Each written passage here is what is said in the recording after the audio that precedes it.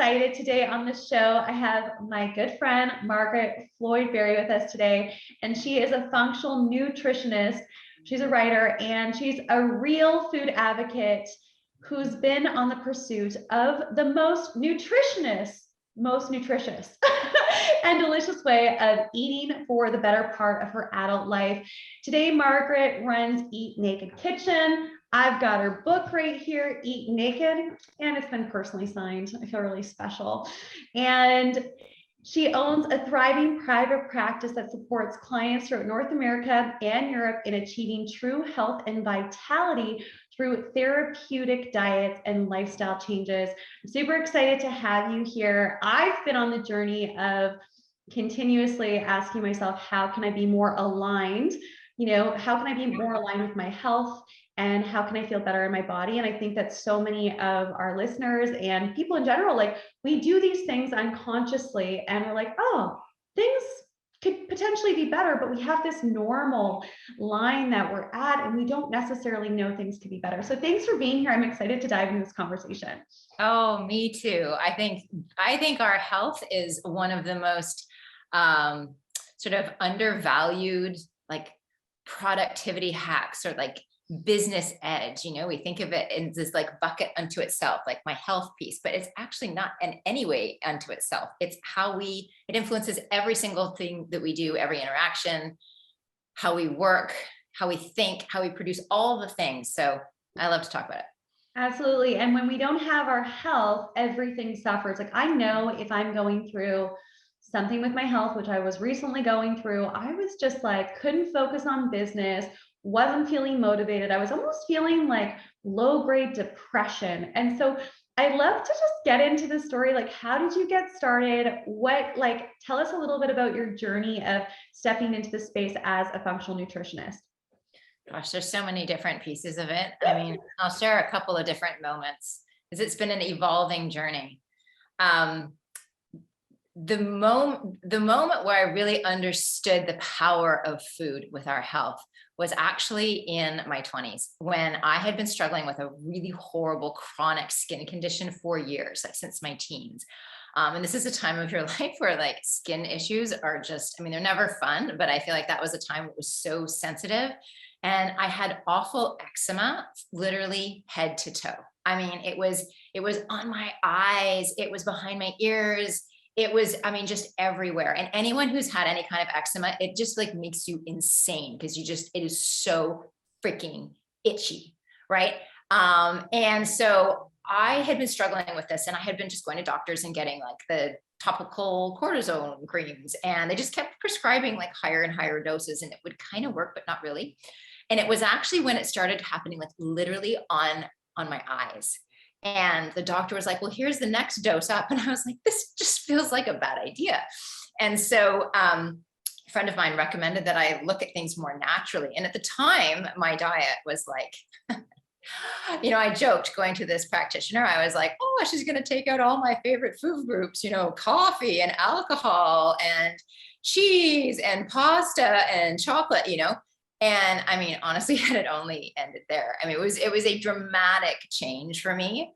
And I won't bore you with all the details of it, but what I will tell you is like 2-3 weeks into this protocol, that eczema that I had been dealing with for over 10 years went away completely. Wow. And now I'm no longer in my 20s, might shock you, but it's been a long time and it has never come back. Right. And that was this moment where it's like, especially then I thought, like, how does something I eat have anything to do with my skin? Like the two things just seemed completely unrelated. But it was a really profound moment. Now, it took me a long time from that moment. It took me almost 10 years to actually realize, like, wow, this is really compelling. This is what I want to do with my life. But that was that first moment where it was just so profound, recognizing that what I put in my body has a dramatic impact on how I feel. I love that. And one of the things that I've struggled with is also, not eczema, but psoriasis. And the thing with skin issues is it's like, you can't really hide it because it's there, it's itchy. And it's also like, it attacks your vanity. And so you're like out and about and you're like, oh, I got to cover up my arm. I got to cover up my legs, whatever it is. And, I really think that this is a really great conversation to have, because I know that you specialize in autoimmune, and there are so many different types of autoimmune disease out there. And I've struggled with autoimmune probably my entire life. And what I've noticed personally is I'll be stressed, maybe not even know that I'm stressed. And then next thing you know, after I'm not stressed anymore, my body will express itself in that way. So if we go into, stress is directly related to how our body responds, but also food is. So how do you coach people who are struggling? They're high performers. They're, maybe have low grade anxiety. I think a lot of people do and aren't aware of it until all of a sudden they're not. They're like, oh, there's a different level here. How do you coach people who are wanting to balance their nutrition and also their life and the expression of autoimmune disease? Well, where I'd love to start with this is actually explaining what autoimmune disease is, because we hear this term a lot. And I think most people have kind of an understanding, but I think it's really important to understand just the basics so we're all on the same page. So autoimmune disease, our immune system basically has two jobs, right? Protect us from invaders who want to hurt us, like pathogens, so viruses, parasites, bacteria, harmful bacteria, these kinds of things. And it also has the job of housekeeping. And as part of these two jobs, it has a really, really important function, which is to be able to differentiate between self and other. And then when it comes to other, being able to differentiate between friend and foe.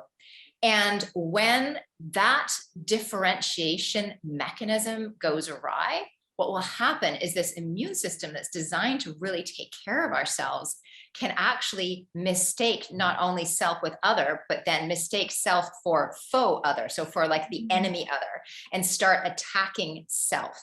So that's the foundation of what's happening with the immune system. And, the immune system is super smart. It's one of the most sophisticated systems in our body. And honestly, we are still just the very, very beginning stages of truly understanding the complexities of all of the different mechanisms. But really what's happening with autoimmune disease is you have this powerful mechanism that's designed to take care of yourself. And if it's constantly dealing with things like maybe you're eating foods that are triggering inflammation, and inflammation is an immune process, right? Maybe you're bombarded with toxins. Maybe you're super stressed. Maybe you're not getting enough sleep. All of these things have a significant impact on the immune system. And so if this is happening day in, day out, just like any of us, if we don't get enough sleep, we don't get time off, we start to make bad decisions, right? That's basically what's happening with the immune system. There's a lot of different mechanisms for this, but essentially it's an overworked immune system that is just starting to make bad decisions and kind of misfiring. So the work when there's any kind of autoimmune is to unpack that and ask the question, what's tiring out the immune system, not the autoimmune, the immune system, such that it's making bad decisions. That's the job. And stress is one of the key things that will really, it's one of the biggest triggers for an autoimmune flare. And as you're describing, it often happens after the stressor has started to lift, right? Like the stress happens, your body is in high alert, and then you get the moment to recover. And that's when things go crazy. Mm-hmm. So if you were to look at, let's say, if someone comes to you and they're experiencing autoimmune challenges, what are like a few things, like, first of all, what are the signs and symptoms that something is off? Because I think there's just so many different symptoms that we can have. So what are some common symptoms that people come to you with? And how do we know that something's off and we have to shift? Because I know for me, like, I'm really good at, I don't want to say the word lying to myself, but I'm good at coming up with stories around, oh, I got enough sleep, or, oh, I'm eating healthy, or, oh, I'm not stressed out. Like, I am like the queen of that. And I'm like, oh, I'm good. But sometimes, there's symptoms that are there that are beneath the surface that we're not paying attention to. So what are some of the symptoms that we can be aware of that's like something's off here and we need to potentially add new practices or rituals or supplements, or change the foods that we're eating? Because, skin conditions, psoriasis, eczema, and all of those, like, oh, we can see those. So what are some other symptoms that things aren't quite working right and then we need to get support? Right. Well, really, I mean, it can be almost anything. And this is one of the things that's challenging about autoimmune. So autoimmune diseases, it's a type, it's kind of a family of diseases. There's actually over 150 of them. So there's so many different ways that this can express. But very classically, what happens with autoimmune is that things kind of ebb and flow with no apparent reason, right? It's like, maybe somebody, I mean, someone with skin conditions are actually a really great example of this. They can flare and then go away. And you sort of can't be like, well, what, you can't really identify really clearly, oh, it was this food, or, oh, I didn't get sleep for 3 nights and then this happened. Or, it's not normally like we start to try to make ourselves a little crazy, trying to figure out cause and effect. So if anything physically is going awry and you find yourself going a little crazy, trying to figure out cause and effect, and you can't figure it out, and sometimes it's there and sometimes it's not there, that's actually one of the hallmarks of autoimmune. And it makes it very challenging, both for the individual experiencing it, as well as any kind of medical professional who's trying to diagnose it, because of this nature of kind of ebbing and flowing. But what I'll say is, one of the exercises we need to get way better at, and you mentioned this, is, you can tell yourself some pretty good stories, and we're really, really good at overriding what our bodies are telling us. We're really good at it. And we live in a world where listening to what our body is saying is not celebrated, right? It's all about controlling what our body is expressing. So it's like, you have a headache, you take the Advil and you feel better. Done. There's not the moment to say, well, why did I have this headache? And what do I actually maybe need more sleep? Am I a little too stressed? Is my neck super tight? Did that workout yesterday tweak something? Like, there's a lot of different things that can be driving the manifestation of the headache, but we don't tend to stop long enough to ask those questions. We just go immediately into, how do I make this stop so that I can get back to my life? And so that's one of the biggest practices that we can do, is listen to what our body is actually asking for. And I remember learning this concept. I learned this from a gentleman named Mark David, who runs the Institute for the Psychology of Eating. Some profound work in terms of the relationship with our emotions and our psychological state with food. And one of the things he said, I remember I got so angry when he shared this with me years ago, which was, the disease is always the cure, or the cure is always within the disease. And it was like, whatever that ailment is asking of you, that's exactly what you need to give it. Like, never, if you are exhausted, you need to go to bed. You don't necessarily need 2 more cups of coffee, right? Or that Red Bull. Like, you need, if you're getting that migraine, if the skin issues are flaring, if you have digestive issues, these are telling you that there's something deeper at play, and learning to listen, and whatever you need to give that's the cure. So it's a really, we like to think that any kind of state of dis-ease is something that we want to control, kind of wrestle to the ground and fix. But there's a different way that's a lot more graceful and actually a lot more effective in the long term, which is to get really quiet and listen to it. In fact, I'll often have my clients, and sometimes I think they think I'm crazy, I'll have them journal. I'll have them write to whatever it is that's hurting, and ask it, what are you here to teach me? What do you need from me right now? Where is the gift in this? And then just writing whatever comes up from that. And that can be so profound, because sometimes, in fact, oftentimes, it has nothing to do with their physical state, right? Their physiological imbalances. Those are often at play as well, but often it's bigger picture things, like, you're driving way too hard. I need you to slow down. I need you to just take a day and unplug from everything. Like, how many people, when they truly unplug, they go on holidays, all their health issues sort of magically go away? That's not an accident. I love that you get your clients to journal about it. This is something I get my clients to do when anything's going on. If it's anxiety or a manifestation of anything in the body or life, it's like, pause and start asking your soul, or that part of your body, like, what are you here to teach me? So there's so much synergy. I love it. It's so great.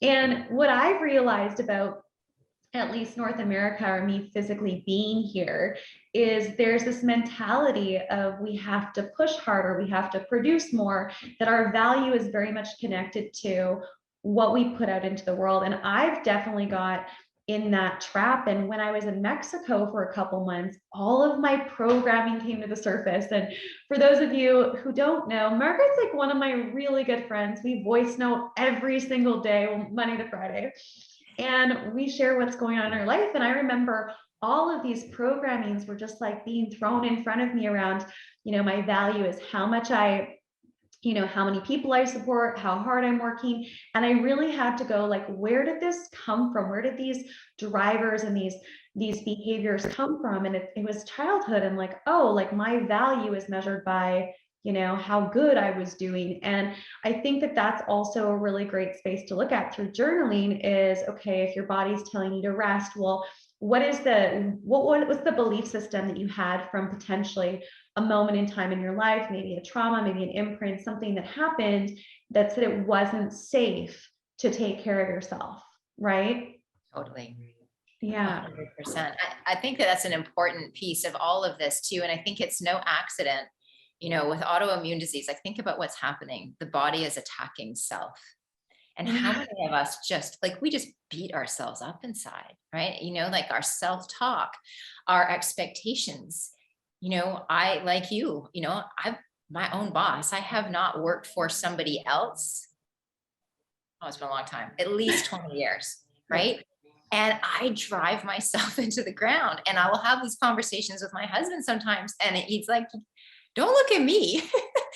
You work for the most intense person out there. It's and so it's like, is it, how, so just to say, I am still a work in progress just as much as any of us, but like we constantly have to be kind of unraveling these things, because if we just sort of go with the natural flow, natural is probably the wrong word to use there, but if we just go with what's sort of around us and we don't stop to question, and we just like go with the momentum and the pressures and all of that kind of stuff, then we can just spin off into oblivion. It's about taking a moment and checking in. What is true for me? What do I really need to do? What are the stories that are driving some of these beliefs? And then approaching our health and our self-care from that more tender and gracious place, which is, it's actually kind of amazing to me that it's as challenging to do as it is. I mean, it's just really basic, and yet it is some of the biggest challenges that many of us face. And some of the worst culprits in this are professionals like myself in the health field. Like we can dish it out in terms of advice, but we will often find ourselves looking in the mirror going, girl, you got to start following your own advice here. Like this is not working, So it's surprising to me how hard it is, but it is. The rewards when you actually do it are profound. Totally. And it's interesting too, because I've noticed within my own work, what I teach clients is what I have to remind myself of. Like, oh, you're off track. Like come back into alignment. And I feel like that's one of the reasons potentially why we're here to teach the work that we teach, is because it's our biggest challenge in our life. Right. And so when we look at, okay, so there's something that you just said that was really powerful. You said that our body's attacking ourselves, but we're actually attacking ourselves. We're the drill sergeant. We're the one that's go, go, go. And it's programming, and it's not giving ourselves permission to actually have or feel the way that we want, which can come from, I can't have what I want. I'm not worthy, or not even knowing that it's okay. This was a big one for me recently. It's okay to feel great. It's okay to be super healthy and be really happy and have joy and everything that I truly want. So I'd love to hear a little bit about a story that you have personally, or a client, of potentially like being on that journey of like, oh, wait, it's not about this. It's actually about this within myself. And how did you work through it? So I actually want to pick up on what you just said. And I believe profoundly that not only is it okay to feel good in your body, to be happy, and to live a life of ease and of joy, I think it's our birthright. Like we were born designed to thrive, to create, to flourish in all aspects of things. And we cut ourselves off from that in so many ways. So I think it's about getting back to our true essence of who we actually are. Okay, let me think of an example of this. I mean, honestly, the easiest example, just because it's so personal, is for me. I mean, I see this all the time in my clients as well. But well, I'm actually, so one of my pieces of health history is that I've struggled with migraines. Now, back in the day, it was like 3-4 migraines a week. I could, I tell stories of like, I could track, people are hypervigilant, track different things. I could track my bottle of Advil. Like I had one, I remember at the peak of this, I remember I had one in my purse, in my car, at my desk at work, in my bathroom cabinet. And I was living in a building that had 3 floors. I lived on the 3rd floor. The guy I was dating lived on the 1st floor. It was not close enough if I was staying at his place to have it 2 floors away. I had to have it at his house as well, or his apartment. So it was like, I was always prepared for the painkillers because it could always come, right? And I never looked at this as anything other than this is just sort of this curse that I have to deal with. And over the course of years, I did a lot of healing work from, the physical perspective, did some digestive healing, food sensitivity healing, a lot of things that reduced those migraines really significantly. And now they're few and far between, but when I get them, I have a whole different relationship with them. So I did this exercise that I was talking about in terms of like journaling, like, who are you and what are you trying to tell me? And actually, I remember this was years ago. I remember a coach I was working with asked me to give my migraines a personality. And when I sat down to journal, I had a lot of ideas about the personality of this migraine, right? Like this was like the asshole drill sergeant, right? Who was just there to punish me. And what was really interesting is that is not at all what came through. What came through is I call her Mama Migraine. Now, I lost my mom early, too soon. It's part of the reason why I focus on autoimmune disease. I watched her battle a really severe form of autoimmune disease for over 20 years and ultimately lose her life to it. It was excruciating. And so I don't have that like actual physical mother in my life right now.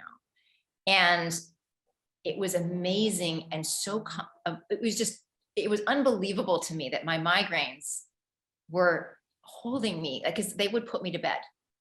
Nothing would put me to bed, but my migraines would put me to bed. And I remember at the time I did this exercise, my first daughter was like a year.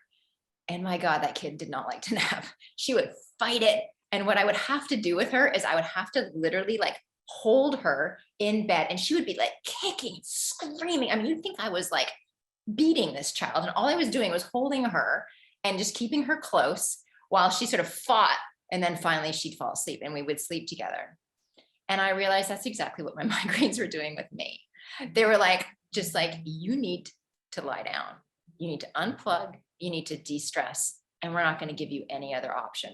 And it was just like the way I was holding down my daughter to help her relax into sleep, which she fought. And I was doing the exact same thing. I was fighting it so profoundly.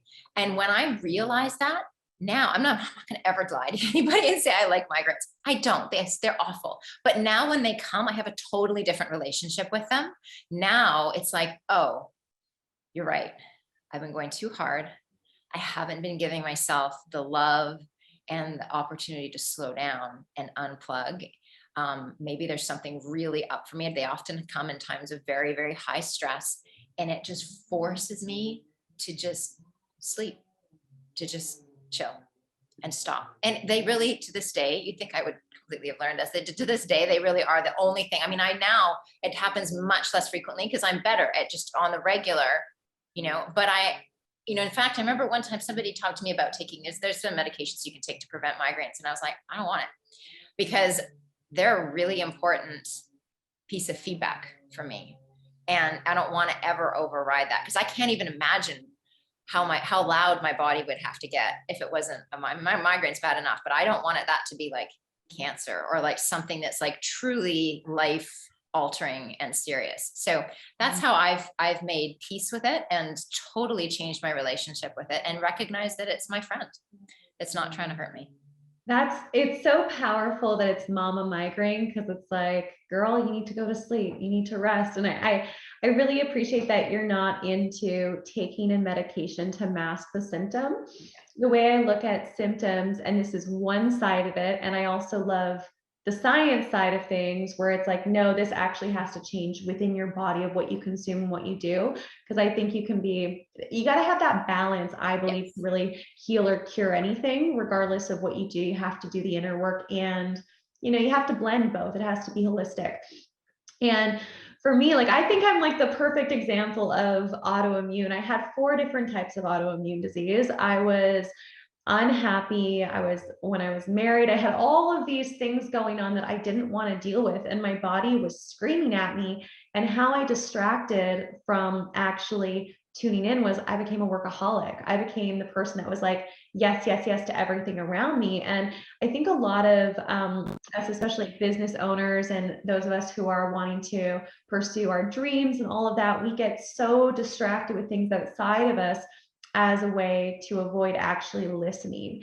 And the message that I got, this is about 7 years ago, when everything shifted for me, was from my soul after I lost a huge chunk of hair on the top of my head, was, if you don't listen to your soul, you're going to manifest cancer and die in a year.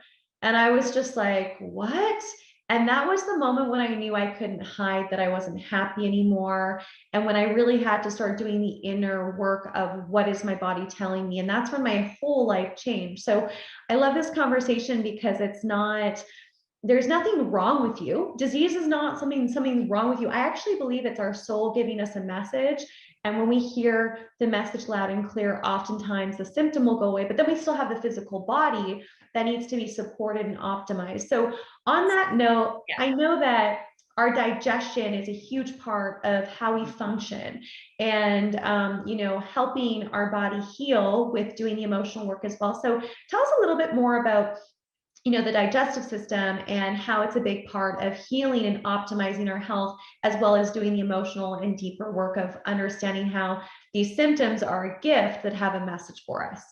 Oh, I'm so glad you asked this. This is my favorite thing to talk about. So at root, we are basically walking food, right? Like they say, oh, you are what you eat, but like, no, literally you are what you eat. Like if you look at your hand, like every cell, the skin, the tendons, the ligaments, the muscles, the nails, the bones, all of that was once food. But it's not just that you are what you eat, you are what you can digest of what you eat. And this digestive process, it's actually really profound when you think about it. It is this moment, like this alchemical moment, where the outside world literally becomes us. And like, just from a philosophical perspective, it's amazing. Like the body is absolutely brilliant in terms of what it can do. But if there's anything wrong with that process, where you're not able to actually access or like harvest the nutrients from the food that you eat, and what literally becomes you, like there's just things missing, that will affect every single piece of your body. Like there's literally no function in your body that is not impacted by your digestion, because your digestion determines what gets absorbed. It determines how it gets absorbed. And this is both for, sort of for good, as well as sort of for bad, in terms of, are you absorbing the things that you need to be absorbing? The nutrients, are you getting the energy from the food, all of those things? But at the same time, are you absorbing too much? Like, are you bringing toxins and inflammatory compounds into your bloodstream? Right. So you have, just to give you kind of the basics of digestion. Basically your digestive system, one big long tube from your mouth to your anus. It's essentially still on the outside of your body. That's a hard concept to get your mind around, but basically we're very complicated donuts, right? And the donut hole is our digestive process. And what happens is this big long tube, there's a bunch of valves that are keeping things going, right in the right direction. Ideally, things go in here and out the other end. And, there's all these processes for chemically and mechanically starting to break down the food into its nutrient components. And there's this moment that happens primarily in the small intestine. So the small intestine, and we all see it for like biology class in high school, right? It's this long wiggly thing. And inside that lining of the small intestine, the lining is 1 cell thick. Think about that. What separates us, like, and that goes into the bloodstream, like what separates it inside of us from the outside world is 1 cell thick. And these cells line up together really, really tight. We call them the tight junctions. And basically what happens is that those tight junctions will selectively open up a little bit, one here, and they'll let nutrients pass through very selectively. But that lining is 1 cell thick, and it can get damaged kind of easily. And if it gets damaged, what can happen is there's little rips or tears, or those tight junctions get compromised and they kind of open up. Well, what that means is we're not being as selective about what goes straight into our bloodstream and becomes us. That means that things like toxins or pathogens or inappropriately digested food, like you might have had this like beautiful locally grown broccoli for lunch, and if it's not broken down properly, that gets into the bloodstream.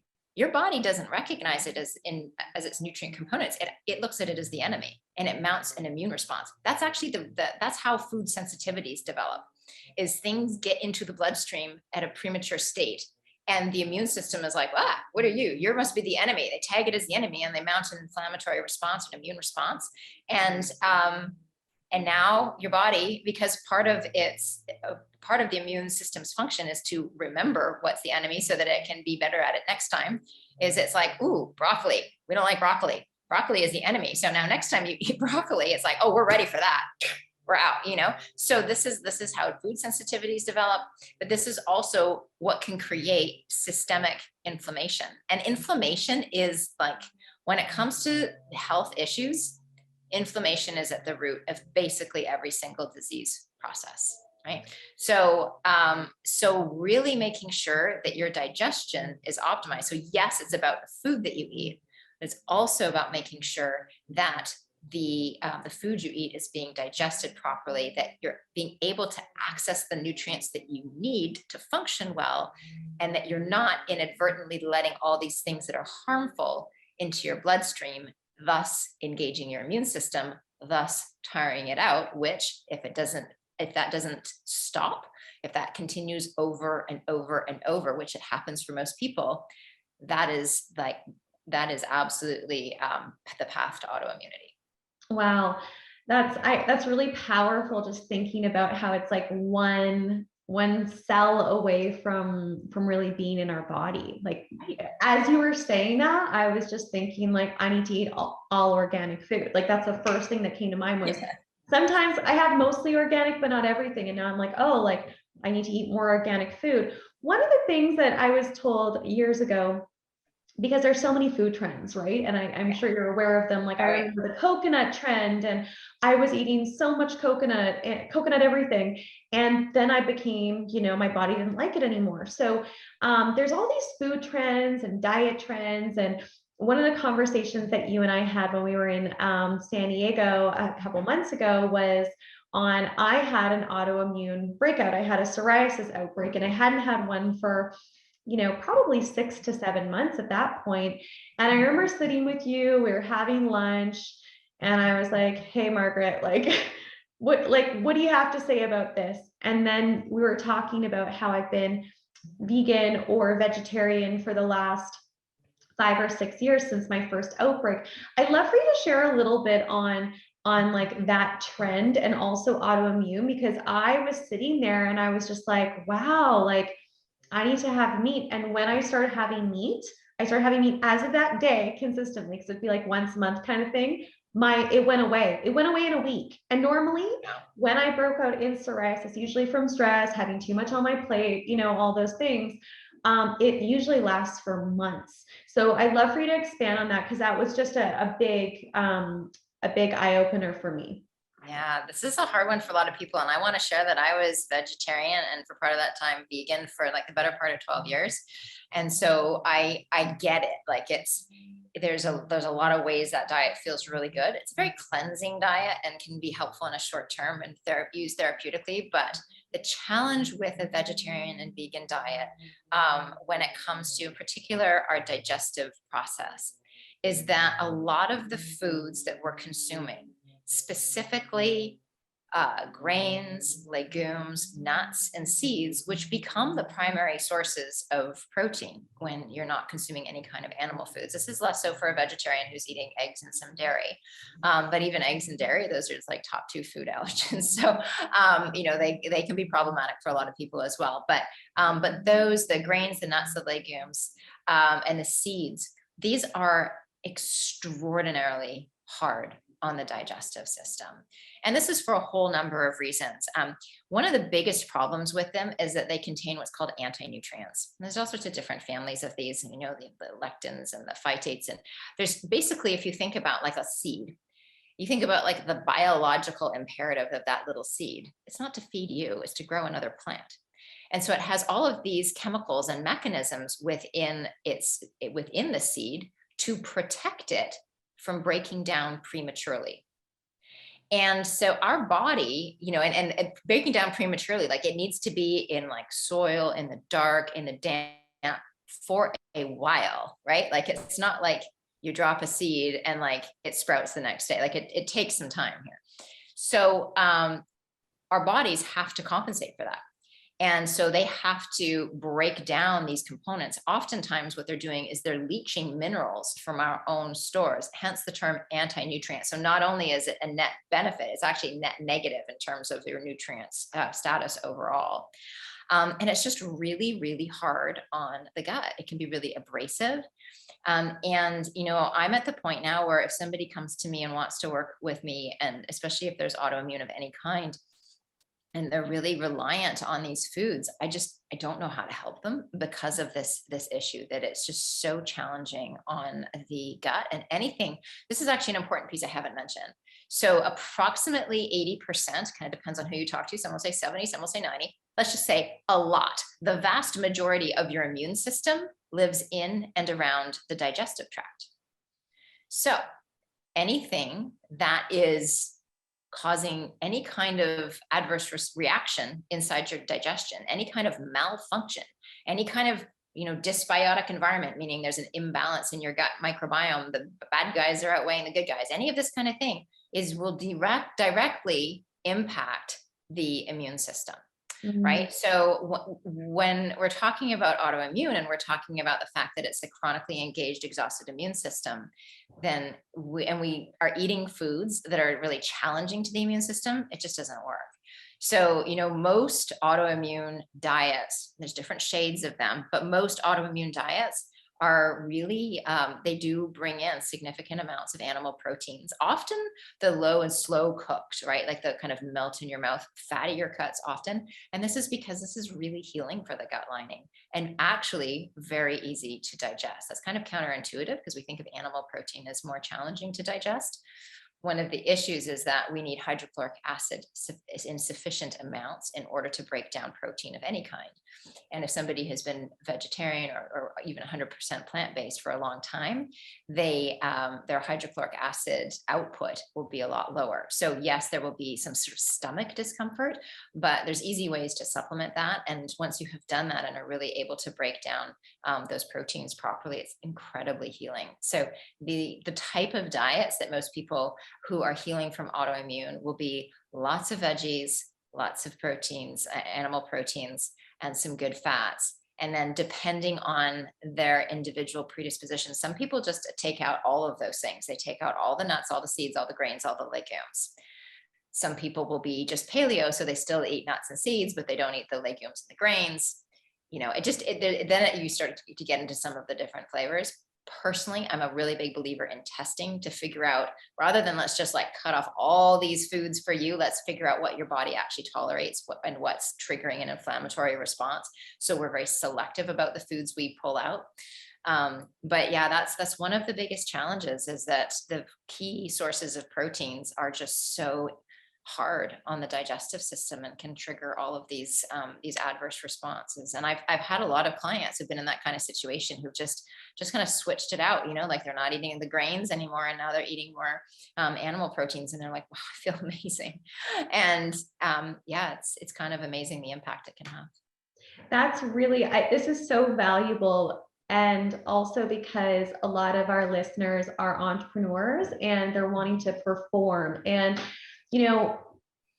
I know for me, when I am not eating well, if I'm eating things that, like, I like to eat a lot of vegetables, but let's say I'm not having a lot of vegetables and whatever, that's when I start to feel bloated. That's like all of the symptoms of, having digestive issues are like brain fog, bloating, gained weight, feeling tired. I also feel like anxiety because I know when I'm not eating the right foods, I start to feel anxious, or I crave sugars and I crave foods that are like the quick fixes. And so if you're experiencing any of those symptoms, and I'm sure a lot more, then trying this out, I think, is really, really key to do. And so for you, this is just a personal question, but it might be relevant as well, as probiotics on a consistent basis. Is that something that you recommend people take on a daily basis? 150%. You bet. I think that's absolutely essential. Now, I will say quality is really, really important here. And the vast majority of what you can get at your typical grocery store, health food store is not great. Can I drop a brand? I'm not allowed to do that. Yeah. Okay. So the brand that I really love, now it's very high potency. So if you find you start taking this and you're like, whoa, something's having a party down there, it is, and just like cut back on the dosing. It's called Megaspore Biotic by a company called Microbiome Labs, and they're pretty widely available. I think they're available in Canada as well. And they are a spore forming probiotic, as opposed to, so when you buy your typical probiotics, you're going to see like the lactobacillus, the bifidobacteria, like sort of the usual suspects. And they're great, but they're what we consider transient bacteria, meaning they go into the gut, they do all their work, and then you poop them out. A spore forming bacteria actually takes residency in your gut and changes the overall environment such that it encourages the growth of the beneficial strains and discourages the growth of the more pathogenic or opportunistic strains. We think of opportunists, they're like weeds, right? Like some of them are more harmful than others, but they just tend to take over, like they're opportunists. So we want to create an environment that favors the good guys. And this Megaspore Biotic is a fantastic product that does that. And as I said, their dosing is this is one that you want to take it with a meal. That's counterintuitive. A lot of people take their probiotics away from food, but this one you actually want to do with food. I would never start with 2. I would start with 1 per meal, 1 with 1 meal in the day, just to start. And then after a week or so, you can go up to 2 with that same meal. I like to have people do it at dinner because it's their largest meal, but whatever meal that you'll do it at is the meal that's the best one. Now, if you do just 1 and you're, as I said, it's like really intense, maybe some digestive discomfort, some bloating, some gas, what you can do is actually open up the capsule and just sprinkle a tiny little bit and titrate right down. That's one of the things that I've had clients who have really sensitive guts do. That's usually tolerated. But if, again, and this is like no medical advice, talk to your doctor, all that kind of stuff, all the disclaimers. But these probiotics are fantastic. And if you try that and you have, you still have digestive discomfort, then I'd highly recommend working with someone. I mean, honestly, if you've got an autoimmune issue and you're listening to this, I really, really recommend talking to somebody who is seasoned with these tools of working with diets, doing some really good investigative testing to identify what's engaging and tiring your immune system, and supporting the removal of those things so that your immune system's not constantly engaged, while also kind of re-educating the immune system so that it doesn't need to be attacking you. I love how deep you're going into all of this, because for me, I'm just like, okay, so it's good for my gut. Perfect. But it's great to know like how it's all connected, right? Because everything's connected in our body. And so I want to switch gears a little bit. First of all, I want to say that if anyone is listening right now, if you're listening and you're experiencing any of these symptoms and you have autoimmune, I highly recommend reaching out to Margaret and her team. I'll drop all the links below so they can get in contact. She's amazing, but you already know that, you can tell. Really, really good work. This is what she specializes in, and it's good just to go to someone who's experienced, right? And so you're an entrepreneur, you own a couple businesses, you've written books, like I'm writing a couple books right now. Resistance has come up. All the things are coming up. And the topic of imposter syndrome, like I know that you serve a lot of practitioners who are stepping into what you do. And we know that imposter syndrome comes up, that it comes up in entrepreneurship in general. It's something that so many people face. And I work a lot with coaches and certify them and all those things. And sometimes it blocks us from taking action in our life and really showing up. So I'd love to hear your advice on imposter syndrome as we begin to wrap up this episode. Yeah, absolutely. I mean, we've all felt it. I still feel it at times, Oh my gosh, yeah. It never goes away. So I think that's number one. It's just like, welcome to entrepreneurship. I always say, and I'm sure you say this, Dee, is that, any kind of entrepreneurial or business venture, it's really just one big old personal growth development exercise in disguise, right? Like your stuff's going to come out. And for most of us, imposter syndrome is a piece of that. So just know you're totally normal. You're in great company. Probably the people that you're looking up to and seeing and feeling imposterish around are also feeling imposterish around other people. Like, I just don't know that it ends. And I think if it ends, I think if you suddenly don't feel that, I think that's actually an alarm bell. It's like, maybe you're getting a little too cocky there. Like maybe you should not that I'm saying don't be at peace with it, but I'm just saying like, it's natural to be just kind of, on edge, we're talking about like being on stage and things like this. Like it is a completely appropriate response for your heart to speed up and to all those kinds of things, because you're about to go into a high performance environment. So it's a part of the process. So making peace with that. The other piece that I think is super important is I think a lot of people feel like if they just became more confident by learning these new things, then it will go away. And you cannot learn confidence from a book. You can't learn it from a course. You cannot get confidence from anything other than just getting out there and doing the work. And so the best way to address this imposter syndrome and to start really building your inner reserves of confidence is to just start, is to do the work, give it your all, show up fully. Maybe spend some time beforehand if you're feeling really freaked out by something, getting really in touch and aligned with why you're doing what you're doing and why this is not just about like making money or anything, but like really the truth of who you are and how you're wanting to show up, and then go for it. And if you have the belief that there is no such thing as failure, only feedback, which I think is a vitally important belief, because we're human and we're going to have mistakes, and it's what we do with those mistakes that defines us. It's not about the mistakes themselves. Every entrepreneur has failed their way to success, and it's like doing it and learning from it. So embrace failure and just get out there and start doing it. And then the more you do it, the more you're going to build those inner reserves of confidence, the more that you're going to recognize the impact you're having and recognize that you belong here just as much as anybody else, and that your work is so important. Your voice needs to be heard, and you matter. Like you need to get out and share your gifts, that actually the selfish thing is to hold them back. You need to be getting out there and doing it. I love that. I couldn't have said that better. Like just yes. It's about ripping off the Band-Aid before you're ready. It's about jumping in the pool to figure out how to swim. It's about doing the thing, answering the call. And resistance came up with my book, and I was probably voice noting you that week. I definitely was, Margaret. And I got a migraine. I never get migraines. I had a migraine for 2 of the 7-day retreat where we're writing our first draft. And I recognized, I'm like, oh, this is my upper limit. This is me manifesting this as a resistance piece, like shutting my body down so that I can't. So I think it's also important to tune into how does your body respond when what you want shows up, or you're about to have that new level of expansion, and setting yourself up for success, whether it's working with someone like Margaret and her team with your health, because you need the accountability, you need the support, you need the check-in. Like I need to be accountable. That's why, we do our check-ins every day, but also I work with different coaches.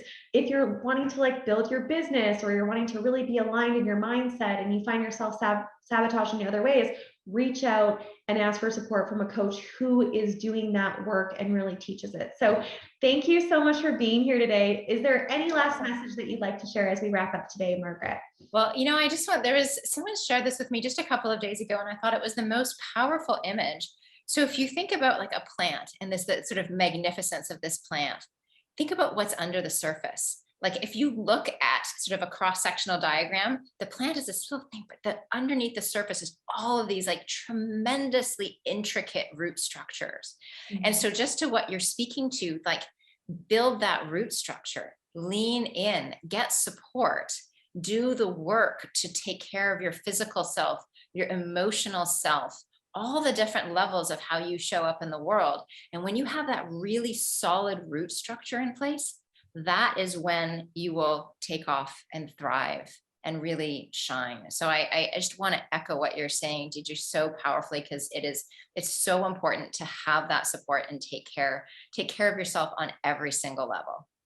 I love it. Thank you so much for being here. I'm going to leave all of Margaret's information below. So if you're feeling called to reach out, connect with her team, or work with someone who is specialized in nutrition, and also I know that you help develop people who are in this field as well, make sure to click the links below and reach out. Lots of love.